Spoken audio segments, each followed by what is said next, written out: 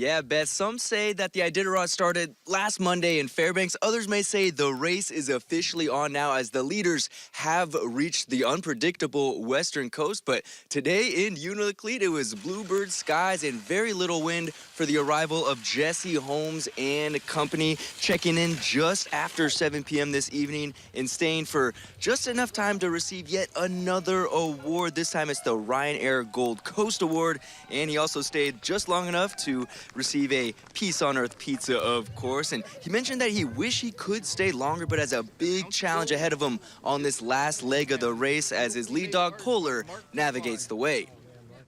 No, Polar always does the job. Yeah, he's up in single lead there because it's always a little bit hairy going out of here.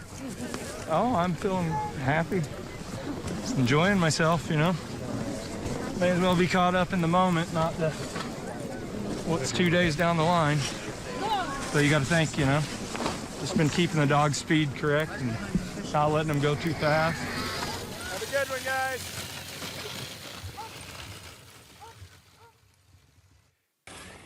But it was stop and go for Holmes with Matt Hall hot on his trail, and apparently it was hot on the trail with his face covered in sunblock there, and he stayed for just enough time to grab some straw, grab some food, and of course grab some pizza before going back on the trail as things are really going to start picking up here in Iditarod 53. And here in Unalakleet, this trail crew has a long night ahead of us. We have more pack entering the checkpoint. Paige Drobny expected to be next, followed by the likes of Michelle Phillips, Mitch Seavey, and company giving chase, and we'll see if they stay or if they go. Strategy playing a big factor here in this last leg of the race, so we'll keep you updated along the Iditarod Trail. Just a few more updates from Unalakleet before we see those finishers in Nome. Jordan Rodenberger, Alaska's news source. All right, thanks very much, Jordan. Also out of CalTag 2 tonight is Michelle Phillips, who arrived to that checkpoint around 10:15 this morning. Here she is, arriving there with 11 of her dogs, and she left with all 11 as well. She was currently between Mitch Seavey, who was sitting in 6th, and Mila Porsid, who was in 4th, based on GPS tracking positions.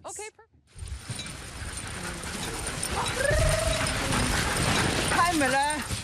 And here is Porsid at CalTag as well. She got there about an hour after Phillips this morning and after a 13-hour run from Eagle Island, but left about a half hour earlier than Phillips at around 3:30 in the afternoon. Porsid dropped one dog on her second stop at the CalTag checkpoint, bringing her to 10 now. Holmes, Hall, Drobny, Porsid, Phillips making up the official top 5.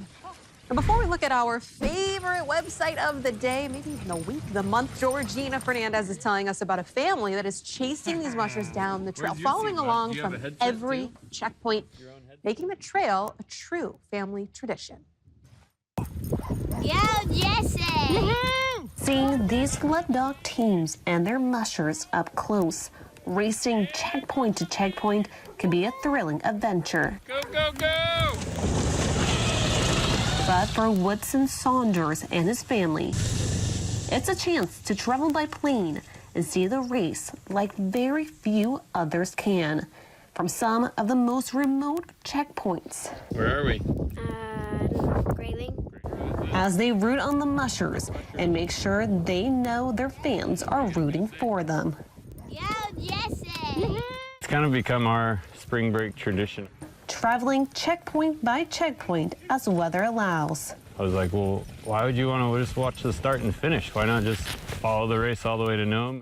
So that's exactly what Saunders and his wife Danica have been doing now for over a decade. Initially traveling in their Super Cub, but as the family grew to 4 kids, The tiny legs sit in the back. they traded up for a Cessna 185. And 8-year-old Atlee Saunders loves it. Oh, it's fun. And we get air vents that blow in our faces. It's really fun. I like the view and seeing everything. Yeah, and all the mushers. And eating gummy bears. But this year, Atlee's mother stayed behind with her 2 sisters, turning this winter adventure into a dad's trip with little to no warning. So when he messaged me that night, hey, do you want to come?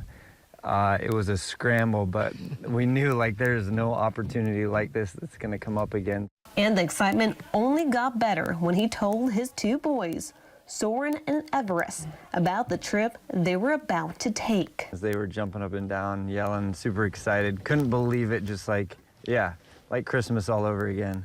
Everest summed it up best at the Tanana checkpoint. Once in a lifetime. An opportunity to get a behind-the-scenes look at his favorite musher. Oh yeah, Ryan Reddington. Oh, why Ryan? I've just been voting for him since I was like 4. And it's not just a race that excites these Alaskan kids.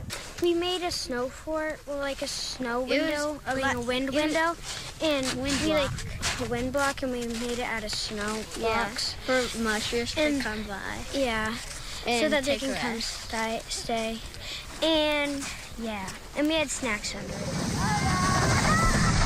And the sloughs where they land their plane turn into a wild adventure too, in between the action at the checkpoints.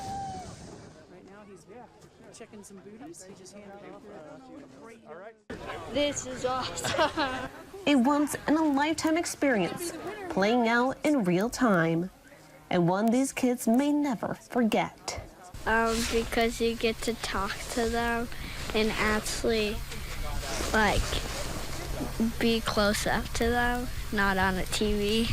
These interactions inspiring a generation of future mushers too. I want to do it. I mean, it sounds like a fun adventure and a challenge.